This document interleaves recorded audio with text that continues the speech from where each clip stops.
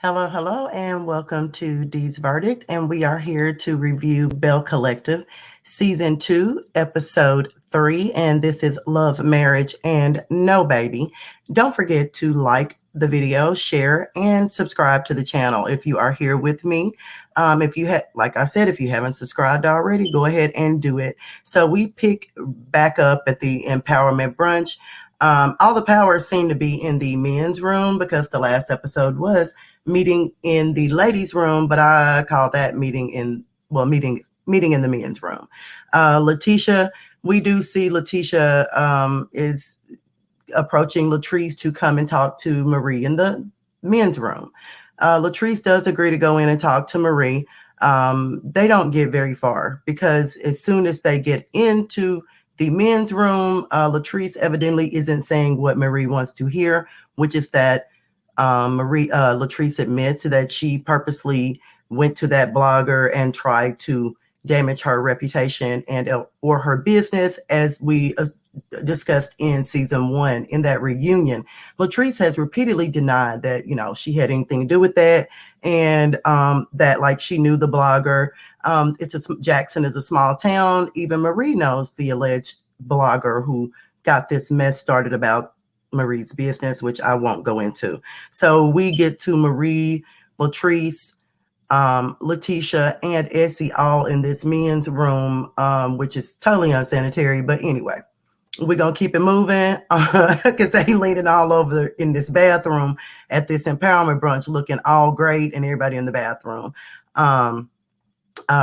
Like I said, it's all over Latrice allegedly teaming up with a blogger to destroy Marie.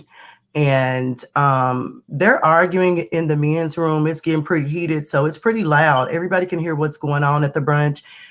So Gucci is like, ooh, I don't know about these brunches. Latrice lets everybody know, because they come back there when they hear all the commotion, that I couldn't get a word in edgewise. Like, I just couldn't get anything out. There's nothing going to be accomplished with Marie. So that, she's not letting me talk. Marie is over talking me. She doesn't hear what I want. She doesn't want to hear anything I have to say. So, so Latrice doesn't have time for no grown bitch feelings, like she said. And I don't blame Latrice. Latrice is not trying to babysit Marie feelings. She said, honey, you need to come and pick them up. Like Jasmine Sullivan said, you need to come pick them up. So, like I said, all the bathroom chatter and noise has the guests wondering what the hell going on, because, it's just loud and boisterous. So during this time, Aikeshia is leaving the brunch because she says she's trying to meet movers and shakers. She's not trying to be involved in a brunch like this. And she's been brunching since she was 10. And we heard that in the last episode that Aikeshia is the brunch queen, allegedly. So we move on. Lateshia and Marie have a heated exchange because Marie says, you're backpedaling, Lateshia. You really, I guess she wanted Lateshia to come in and call Latrice a lie in the bathroom. I'm not sure what she wanted from Lateshia, but Lateshia, like, I don't chew my cabbage twice. That is a Southern thing because she mean, I'm not scared of nobody, and I see it what I see it. So they all agreed to move on. Lateshia and Marie discuss things, and Lateshia totally feels that Marie said she was going to come with good intentions to this brunch, which she did not. That Marie came in as soon as she saw Latrice, honey, her energy was totally different, taking on that water. So they talk, and Marie just leaves, and Essie on the way out is like, I told you before we came, don't come and tear down these people brunch. You don't ruin it. Just tow it down. You just tow it completely down. I'm with Essie. You just towed a whole brunch down, Marie. You came knowing that if Latrice showed up, you knew Latrice was going to be there. You knew you were not going to behave. You don't like her. And if you any kind of friend to Lateshia, you would have behaved some type of like a lady, as a Belle, as we are calling ourselves in this show, because Southern Belles do not behave that way. But moving on, Marie. But that wig does look better than the last episode, Marie. I like that better than that last episode you had going on with that one. So everybody looked nice, but the brunch turned out to be terrible. It's a whole lot of drama going on, and it's just weird how Marie behaved. And Melanie says um, as soon as she saw Marie come in, she knew that it was going to be a shit show because she know Marie and how Marie and Latrice feel about each other. So they move on from the brunch, and she let, like I said, Marie and Latrice. I mean, I'm sorry, Marie and Lateshia do agree that Marie may not have been on her best behavior at this brunch, which we know she was not. And Marie feels misunderstood. Like, why is she always the villain? But Miss Marie, you do give me Miss Chancellor vibes. You giving me soap opera villain vibes, where you just let it go, work this out as an adult, like you're a businesswoman. But Marie, honey, has can hold a grudge, as we can see. She says when Latrice can own it, they can talk. Well, Latrice ain't gonna never own that baby, so y'all not gonna have a conversation. It's not gonna happen. So we see later on, Lateshia is very emotional about how this brunch went. Um, you know, um, she is upset in the bathroom crying to a producer. While all that is going on, so we see while all that is going on, let me go back. While that is happening, that Lateshia is pouring her poor heart out in that bathroom, and saying like, why? Like I plan these brunches with the best intentions to empower women, but it always turns out horrible. Why do they do this to me? Marie did it to you. Marie destroyed your brunch, honey, single-handedly destroyed it. And so, as we know, Aikeshia has exited stage left from this brunch that she is calling ghetto and unprofessional, etc. And she happens to call Melanie, which is her her publicist and also Latrice's publicist. And look at Melanie, honey. She is on speaker. And of course, Aikeshia has nothing good to say about this brunch, that it was ghetto, and that, she don't want to be tied to an event like that she's wanting to meet the mayor and important people. And she know the people that own that building. And, she just don't want any of this tomfoolery attached to her. And honey, Melanie, I think, is real messy with that having her on speaker. And look at Tambra. Is that is that Aikeshia girl? She done left. Aikeshia done left the brunch, and she talking shit about the brunch. So Tambra does agree in her confessional that the brunch was a waste of Aikeshia's time, that it wasn't very empowering. And we know that because I've seen the past brunches. This is only season 2, but every brunch I have seen, it go left real fast. And like, I may be speaking for myself, but Marie has a single hand in ruining the last couple of brunches I have seen. So we do see Lateshia return to the brunch after crying in the bathroom. She brings it together and gathers herself up and has the courage to go back out there. Maybe more courage than I would have had, because I probably would have been so embarrassed that I would have just maybe asked another friend, maybe, I don't know, to just, shut that shit down. I don't know. But Lateshia go back out there, and she tries to be very positive, but they can tell she's been crying, and I can tell she's been crying. If I hadn't seen it on camera, I still would have known that she was tearful. So the Pilahatchee posse, as Aikeshia calls them, they quickly let her know that Aikeshia left the brunch, because Lateshia asked, oh, where's Aikeshia? Aikeshia left, honey. She left and said your brunch was trash, and that your brunch was ghetto, and that she's never been to a brunch like this. So that's got Lateshia in her feelings, and Lateshia is like, oh, okay. Oh, well, she got some stuff to prove, because this is, she knew. And I didn't like her energy anyway, coming all about this dirty plate and burnt bacon and waffles. That's not satisfactory. She came in with shade anyway.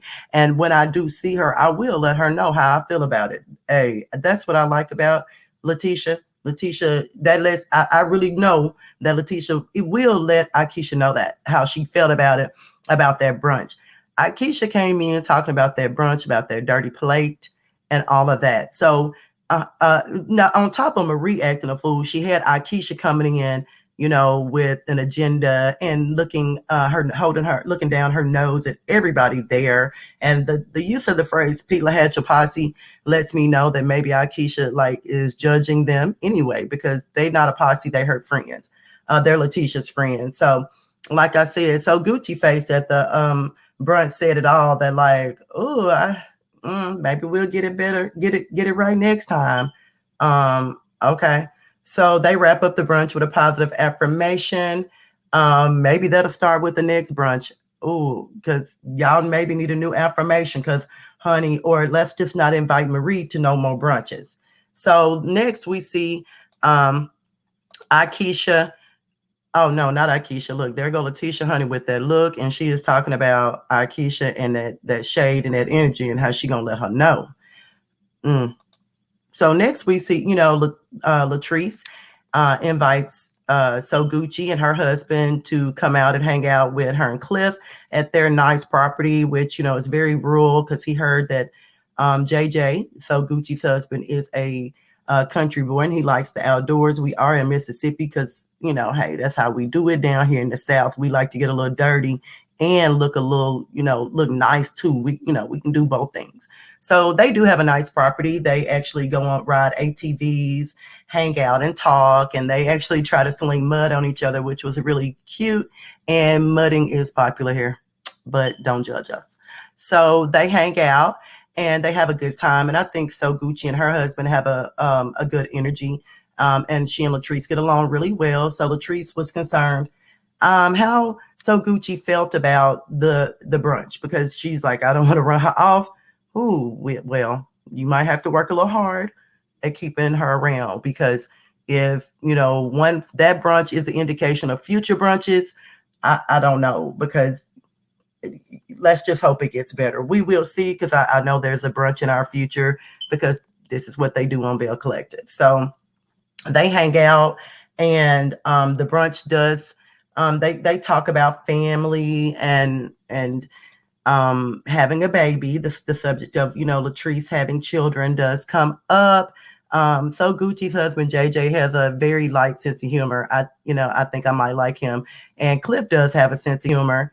And they talk about family life and kind of like how they handle stress, and, that how wild the brunch got. And they just don't understand why Marie don't like Latrice. Latrice gives him a little bit of the backstory, about the accusations. And nobody really gets it as to why, these four, as to why Marie really can't stand Latrice. Latrice, like, well, she intimidated by me. And that's basically it. And Marie knew better than to come at me any other way at that brunch, honey, because, she know what's up. So they kind of laughed that off. I like the energy they had together. So that scene was pretty cute. And honey, Latrice was like, don't come for me. Marie know better. She know how to come. She know how to present herself. Marie is all talk and point blank period. But she kind of laughed it off. And next we see Tambra and Aikeshia. They meet up for at a juice bar or something. We know that they are actually probably kind of close. They went to high school together. And so they meet and they talk. And the brunch kind of comes up, and they do discuss that, it was a waste of time. And, we really don't know, what it's going to be positive. And, we don't know what's really going to go on with the brunch. So that was a brunch from hell. And Aikeshia is like, how did you introduce me to this circus? Oh, girl, never. I would never go to attend something like that. So Tambra tells her, that the brunches really don't usually go like that. That's not true. That's not true, Tambra. Girl, if she your friend, you would have told her up front, be prepared for what happened at these brunches, honey. But okay. I don't agree, Tambra. You should have told her what was up about these brunches. Aikeshia goes on about, the waste of time. And she felt attacked by the Pelahatcha posse and this and that. Girl, wasn't nobody attacking you. You attacked everything about the brunch. You attacked the food, the cleanliness of the plates, the people around you, all of it. So I don't understand where that's coming from. Um, um, I just don't get it. And they talk about also about Tambra and her relationship with Demond. Demond knows Aikeshia as well. They all went to high school together, and Aikeshia discusses with her, like, are you, if you guys are planning on having a baby, that should are you planning on being, is he gonna put a ring on it, or are you planning on doing what y'all been doing, because y'all been knowing each other like 16 years since God was a boy? And what are y'all gonna do? Is he gonna put a ring on it? Because it's hard enough being a single parent, but it's not easy even with two parents. So what are y'all gonna do? And Tambra's like, no, he gonna have to put a ring on it. Okay, we will see. And Aikeshia lets her know about her fertility struggles, and what she went through in the past with having her miracle babies. And she is currently a mom. And she lets Tambra know, honey, you can come babysit my Rugrats anytime if you want some experience, honey, because it's a full-time job, period. So that goes well. And we see Latrice. I'm sorry. Next we see Marie. Marie is at home, and she is having a flare up from her lupus. And we know lupus is a serious disease, and it affects your body in so many ways. It attacks organs and stuff. So she does have flare-ups that sometimes where she needs help. She says she practically needs a handicap accessible home. This flare-up is the flare-up, Marie, because of the brunch and how that disaster went, or is it because of that young lady's funeral? I want to say it was because of your grandson's mother being murdered, but okay. She says that, sometimes she can't even bathe herself, and Essie stops by to see her and help, check on her. That's her number one. They talk about her relationship with Cedric, and, Marie takes on a lot. She has a lot of responsibility with raising her children, her grandchildren, and her mother. And she has this deadbeat husband, Cedric, who been cheating. And I don't know where Cedric at. We haven't really seen him. But basically, it's almost like she has to pay him to co-parent their daughter, Zuri.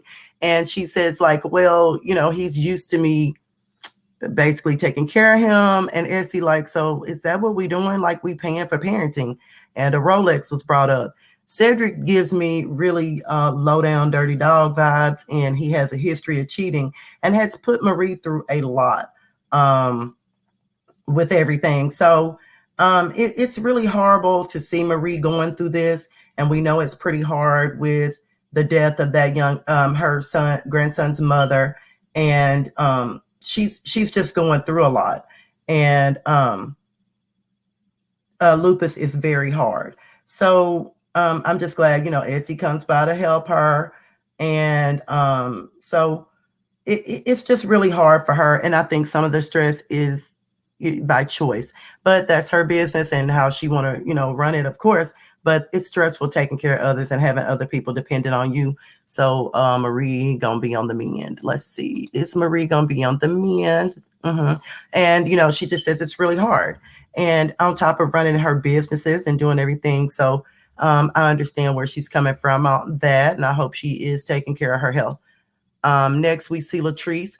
She goes and talks to her mother about the whole thing about having a baby. She has some serious concerns that should she have a baby, should she not? And her mother is a good person to talk to. Her mother tells her, in a way, I feel like you married your dad. Latrice's dad left them at a young age. He had some problems. He wasn't there for them as he should have been. And Latrice feels like, of course, that affected her because she was very young. And also she saw the effects that it had on her brothers, because she feels like if her father was around for them, they may have chose a different path. And her mother lets her know that Cliff reminds me a lot of your daddy. Honey, he wants you to have a baby so he can say your place is there with a baby instead of running your business or doing other things. It's almost a form of control. So Latrice is very concerned about bringing a baby into the world under these circumstances, which is understandable. because she has abandonment issues and she doesn't want a child to go through what she went through at a young age. And I can totally relate to that. But it seems as though it's really bothering her whether or not to do it for Cliff or do what she wants to do. So her mother lets her know that it is your body and you do what you need to do to make you happy. Do not, have a baby to make him happy. And I understand where I'm so glad she has her mother to talk to. And so Latrice just is very torn by this. Her mother gives her really good advice. And, she asked her, is she happy in her marriage? Latrice says she is happy in her marriage. And just she doesn't want to feel like the baby is an issue in her marriage, whether or not she has a baby. So we'll see how this turns out for Latrice. And I just feel like maybe she shouldn't have a baby if she feels like a child is going to she's not going to be the mother she wants to be. And it is her body and it is her choice, because we don't want her to bring a baby into the world if she's not ready. So in due time, we will see how this storyline plays out. So let's get to the crux of that's a picture of Latrice and Latrice's mother and her brothers. We do get to honey Lateshia and Aikeshia do meet up, and they get straight to the point. And they get straight to the point of the brunch. And Aikeshia felt that Lateshia came at her about the dirty plate. Look, Aikeshia, nobody wants to eat off a dirty plate, boo-boo. We don't like dirty plates. Nobody. But if you have been going to brunches since you were 10, let me tell you what you should have learned. You should have learned the etiquette that goes along with the bougie that you came with. Because the etiquette that I know, when you complain, even when you complain, it is ladylike, it is graceful, it is quiet. You could have quietly pulled Lateshia aside about that dirty plate and any other complaints you had at an appropriate way, since you've been going to brunches since you were 10. But okay, I digress. I'm going to move on and get on back into the conversation. So Aikeshia has the audacity on her wing. I hope Lateshia got an apology for me about this whole dirty plate and stuff. For what?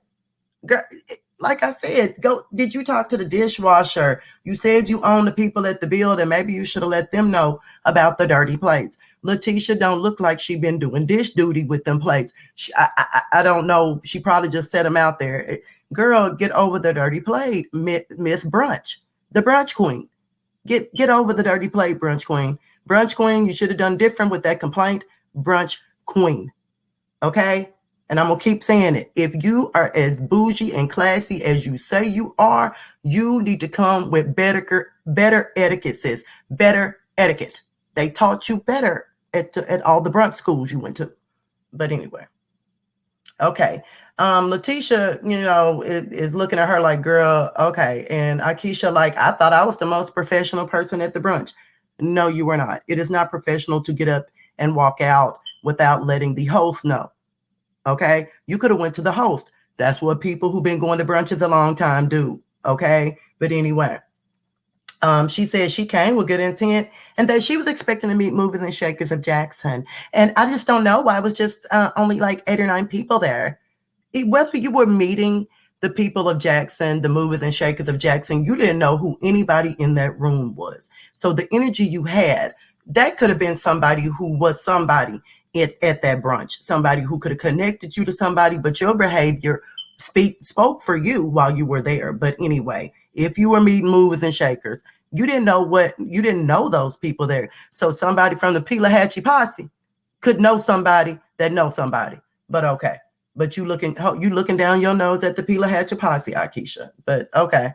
Lateshia, friends caught that energy. That Aikeshia was bringing that bougie energy. They saw you. So, and just like Lateshia said earlier, she let Aikeshia really know that her energy was off at the brunch and that she could feel it from the beginning, even about the plate. She said if anybody else had complained, but it was the approach, Aikeshia. So she says your energy was totally different on the phone all the time. We talked about the Ferris Street project. You did not give me that bougie air. over the phone. So I guess bougie don't really transpire over the phone. And Aikesha like, no, I always keep it real. Like Lateshia like, that's a lie. The look, the test said that was a lie, Aikesha, honey.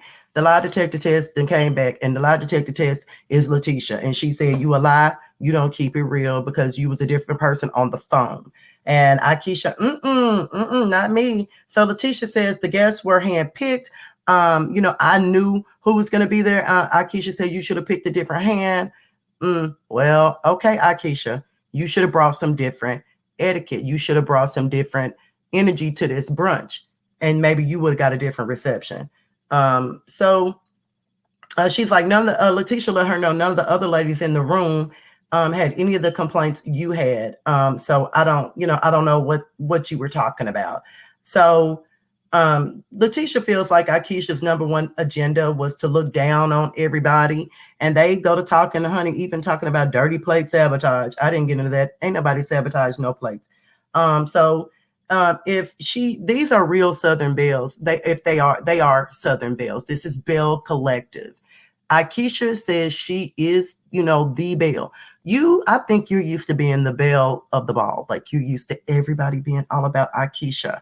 But well, you're gonna have to come better, Aikesha, because you did not come with the right energy at this brunch when you said you came to meet movers and shakers. So we're gonna see if Aikesha's energy switches up, which it did not as the rest of this episode, maybe the next episode.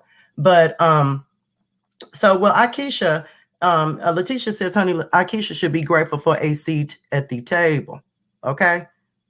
Grateful for a seat at the table, and that you still in my idea anyway. So let's just execute and move on, because they have Fair Street in common.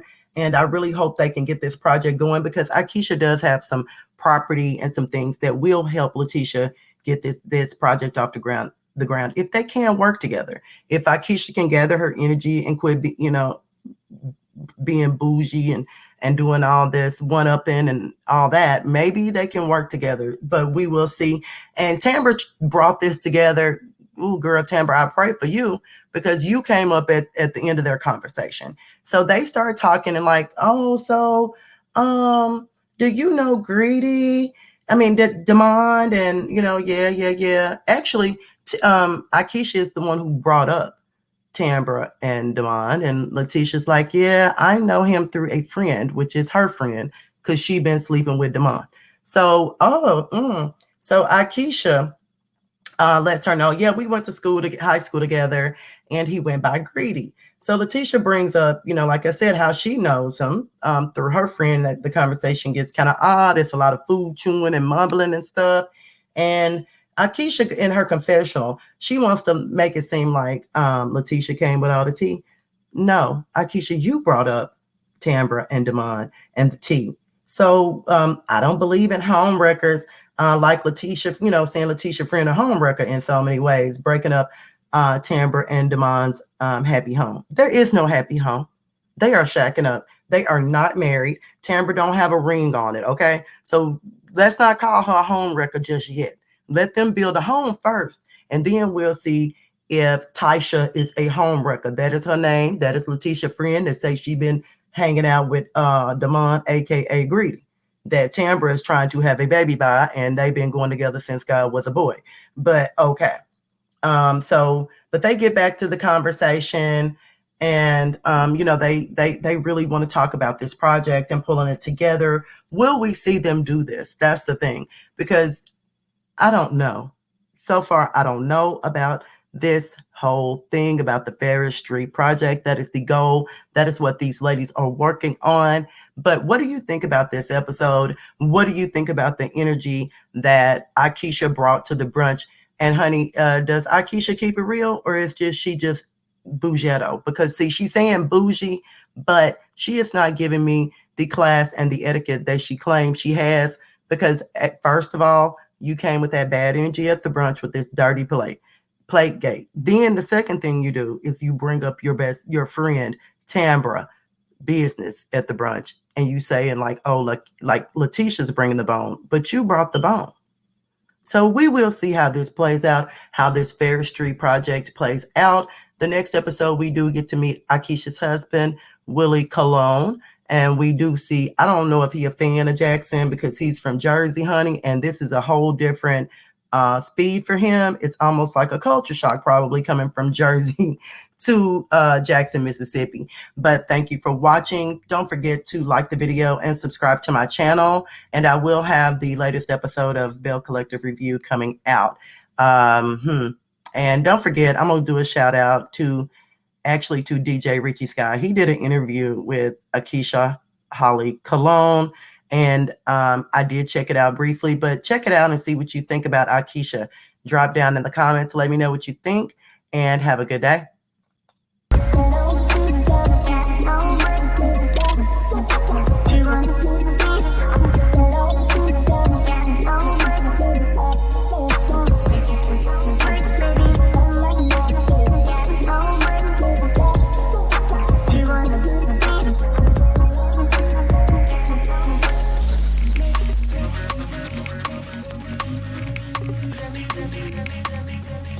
Maybe.